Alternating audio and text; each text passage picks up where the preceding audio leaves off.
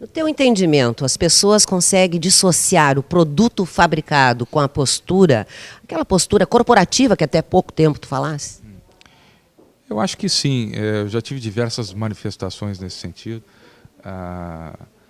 Chega a ser até um certo paradoxo, porque nós fomos fabricantes do cigarro, que aos olhos de muitas pessoas é um produto nefasto, né, que faz mal. Né. Eu diria o seguinte, Regiane, sobre a ótica, nós estamos falando num programa neste momento de olhos também muito jurídico. Né. Então, eu diria que sobre a ótica constitucional... Também jurídico. Também jurídico. Eu também, na parte constitucional, eu digo com tranquilidade porque eu não sou advogado, né, mas vamos falar de bom senso. Nós temos uma carta magna com suas cláusulas alteráveis e aquelas não alteráveis. E dentro de quaisquer uma das duas vertentes, nós temos algumas coisas concretas que dizem respeito à existência do cigarro como um produto lícito. Tá? Como existem diversas leis que regulam a atividade e agências que dão as dimensões de como é que esse produto controverso transita e milita junto com a sua licitude. Tá? Então é um produto lícito, mas tem restrições de comunicação, bem claras, dispostas aos maiores de 18 anos de idade, programas sociais da empresa não permitindo que menores de 18 anos comprem cigarro e que nem estejam nas lavouras de fumo, independente de ser uma questão difícil ou por ser um problema cultural de colonização europeia, graças a Deus, diferente da escravidão que você tem aí em alguns produtos em outras localidades. Sim. Mas você tem, se por um lado a ordem constitucional, legislação, regulamentação, por um outro lado você tem um produto lícito. E tem uma terceira coisa que a ordem constitucional fala, que esses dias nós vimos causando estranheza para algumas pessoas, mas extremamente importante, que é a manifestação de liberdade de expressão de um povo. Né? O respeito ao livre-arbítrio, o direito de ir e vir e de escolha. Cidadão adulto que sabe que pode encontrar no produto de cigarro riscos à sua saúde, tem noção, a noção clara dessas questões, tem o direito de, assim, continuar a exercer o seu hábito, e nós respondemos essa demanda com os nossos produtos. Cigarro, Regiane, existe antes, e fumo existe antes da existência da Souza Cruz. Nós estamos respondendo a uma demanda. Isso nós fazemos, claro que a Souza Cruz procura, com a sua área de ciência e tecnologia, trazer produtos, criar produtos com menos riscos à saúde. Mas também não são fáceis, porque o organismo... É complicado. É um complexo. O cara é sedentário, ele tem predisposição de hereditariedade, se alimenta mal. Cigarro é mais um elemento na composição de risco. É difícil você dizer que é quase impossível dizer que ele é o causador de uma questão. Quantas pessoas a gente vê aqui por aí, nesse Brasil, nesse mundo, que com mais de 100 anos ainda fumam seu cigarro ou bebem uma taça de vinho. Não estou fazendo apologia, estou dizendo que tem algumas questões que são aí do organismo, do estilo. Depende muito do organismo de cada um, não é? Exatamente, exatamente. Mas qual a participação da Souza Cruz no Instituto Brasileiro de Ética Concorrencial? O Ético foi criado com a participação da Souza Cruz há alguns anos atrás, e diversas outras empresas que participam do impacto que a ilegalidade, a criminalidade trazem para o país. Eu te dei recentemente uma informação aqui no nosso programa que somente de cigarro 2 bilhões de reais se deixam de arrecadar anualmente aos cofres públicos. O que isso representa de casas, né, de empregos? É uma enormidade de possibilidade. Né? Existe nesta desvio de concorrência legal, nessa injusta concorrência. Você tem, por exemplo, só de IPI o Brasil paga mais de 40%. A Souza Cruz, por exemplo, a indústria no Brasil. No Paraguai se paga 9%. No Paraguai, o consumo interno no Paraguai é de 6 bilhões de cigarros por ano. Eles fabricam 40 bilhões e têm capacidade instalada em 28 fábricas para produzir 100 bilhões. Então, quer dizer, estou falando somente de cigarro. Né? Tem uma série de outros produtos que fizeram com que nós formássemos o Instituto de do Instituto Ético, justamente para alertar os órgãos públicos das mazelas que se trazem ao Brasil, para um Brasil que quer progredir e se desenvolver. Isso é crime. E quando você fala de cigarro, não é só cigarro.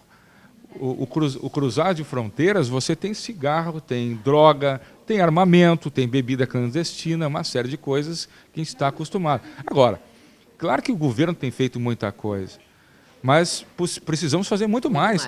Muito mais. Olhar as fronteiras para cuidar dos desarmamentos, para evitar incidentes como aconteceram em Realengo, lá no Rio de Janeiro, e acontecem diversas vezes aqui no Brasil. Permitir que a indústria de bebida possa fazer seus investimentos recentemente anunciados, cigarro, indústria farmacêutica. Se por um lado você tem um agente regulador muitas vezes exigindo, se certo ou errado, a prescrição para a compra de antibiótico, tem uma série de medicamentos que são ilegais, correndo aí por baixo dos panos em esquemas. Então, quer dizer, eu diria que talvez isso faça parte de um Brasil em amadurecimento democrático, em fortalecimento das suas instituições.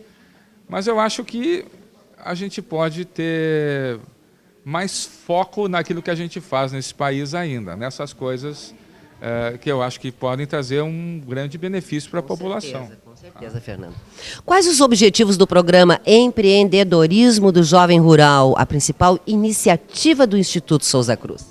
Eu agradeço a pergunta, esse tema é um tema espetacular, porque eu acho que até traz um pouco de emoção, particularmente para mim, quando falo sobre essa iniciativa do empreendedorismo do jovem rural do Instituto Souza Cruz. Por um motivo muito simples. Se nós olharmos como a sociedade está se organizando, ela está cada vez mais urbana. A sociedade está cada vez mais urbana e alimentada e facilitada, talvez, pela tecnologia e pelos meios de comunicação e pela internet, principalmente. O que acontece? Acontece que o meio rural, por mais que esteja se desenvolvendo pelo agronegócio, as propriedades rurais do pequeno agricultor, que estão fantásticas, ainda tem um hiato bastante grande. Então, quando a gente fala dessa iniciativa, nós queremos aumentar o poder de conhecimento, consciência, através da educação, e através da educação permitir fazer uma coisa que nós acreditamos assim de uma forma muito contundente na Souza Cruz, que é aumentar a capacidade das pessoas em fazerem as suas escolhas livremente. A restrição de renda, a restrição de informação, a restrição de qualquer distância econômica limita a capacidade de escolha das pessoas. E isso é inaceitável. Não é nem isso faz parte das coisas indignas da vida social. Começa com a restrição da renda, se acompanha ou não muitas vezes pela restrição educacional, a restrição cultural, a inconsciente muitas vezes restrição ao acesso tecnológico, e esse jovem rural que garante o nosso prato de comida, o pão nosso de cada dia, está lá desassistido muitas vezes. Bela iniciativa. São das poucas empresas que fazem isso, poucas empresas que se preocupam com isso, porque hoje nós estamos falando, eu não sou nenhuma pitonisa, nada, não estou fazendo nenhuma apologia, mas vamos ao bom senso. Hoje a gente está falando do aquecimento global. Já começamos a falar da eventual escassez de água no futuro, pelo excesso de população, enfim, uma série de coisas. E depois vai entrar o problema da alimentação. Então, Tem muitas pessoas que já estão estocando alimentos. Qualificar. O medo é tão grande que possa acontecer, que vir a acontecer, que tem muitas pessoas que estão estocando alimentos. Então, você qualificar as pessoas e dar dignidade, eu acho que isso é... Se nós temos uma relação com os produtores rurais, pequenos produtores, e fomos precursores na criação do sistema integrado de produção de tabaco, onde nós oferecemos as questões de suporte à sustentabilidade desse produtor rural, que incentivamos ele a cuidar do meio ambiente, a não invadir a mata nativa, a preservação, cuidar do filho e deixá-lo no contraturno escolar, se soma essa iniciativa de auxiliar esse expertise que nós criamos auxiliar outros produtores rurais que não necessariamente estejam relacionados à cadeia produtiva do tabaco. E isso faz parte de uma iniciativa de qualificação do jovem rural, como nós também fazemos isso com... Imagina uma empresa de 108 anos, Regiane. O que ela tem de capacidade gerencial? Nada mais enorme, justo, né? Nada mais justo que nós levarmos essa capacidade também ao pequeno agricultor, a como gerenciar a propriedade dele. Então, o empreendedorismo do jovem rural também se associa ao empreendedorismo da propriedade. Então, é bacana ver quando tem um proprietário de um minifúdio que planta fumo, tendo uma casa bonita, com carro na garagem, com equipamento de tecnologia, os filhos na escola, né? Então é isso que a gente procura fazer, é isso que eu estava chamando de cidadania corporativa. Nós não precisamos fazer isso no campo legal, mas qualquer empresa decente, como eu estava dizendo, me perdoem a palavra, tem um compromisso que excede o legal, é a sua consciência, com certeza, né? Por mais controverso que o seu produto seja, muitas vezes. E eu não gosto muito de entrar nessa questão da controvérsia, porque ela te levaria a contrapor ao livre-arbítrio uma coisa que eu não gosto, que é um tom, por uma eventual preocupação persecutória, você quer ser acusatório. Ah, mas a bebida faz mal, a poluição dos carros em São Paulo é pior que cigarro. Eu acho que isso não é legal, isso tira a discussão da pauta. A pauta é... Do foco, não é? Se você tem informação, sabe que é controverso e tem um risco associado, e você tem decência na manifestação disso pelo órgão regulador, pela organização legislativa, judicial e disposição da empresa, o livre-arbítrio tem que imperar. A liberdade de escolha das pessoas é uma coisa que não pode transcender a falta de bom senso, o que nos levou muitas vezes na história da humanidade aos regimes totalitários, porque é bom para mim, tem que ser bom para você, Hitler dizia. Não é bem assim. Não é bem assim. É claro que uma regulamentação é importante, porque ela disciplina o coletivo. Assim como eu quero respeito aos consumidores de cigarro, uma empresa como a nossa tem que fazer tudo para respeitar aqueles que resolveram e não querem fumar, né? Disciplinando a área de convívio entre fumante e não fumante, produzindo produtos, auxiliando essa consciência do fumante, mas o que não pode ser é uma coisa meio 880, né? Tem que ter um bom meio termo aí, não é? Termo e um bom senso. Democracia, a gente confunde um pouco no Brasil, não é a maioria contra a minoria, é acomodar os interesses contraditórios de quaisquer pessoas, né? E diálogo pressupõe, e democracia pressupõe diálogo, então é isso que se tem que ter.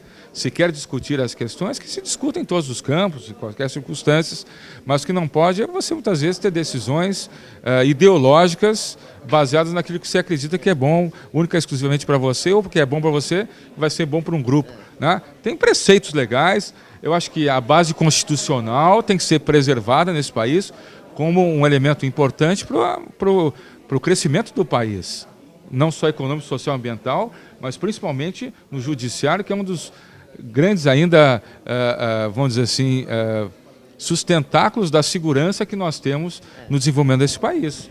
Fernando Bonfilho, foi muito bom te receber no programa Momento Jurídico e já te digo que sempre que vieres a Porto Alegre terás um espaço à tua disposição no programa. Muito obrigada, foi uma satisfação muito grande te receber. Eu que agradeço e gostaria que me convidassem mesmo, porque eu tenho aí bons argumentos para vir aqui visitar minha terra, meus familiares e meus grandes amigos e poder estar com vocês, um programa belíssimo de vocês, e agradeço a oportunidade em nome da Souza Cruz. Então já está feito o convite. Muito obrigada.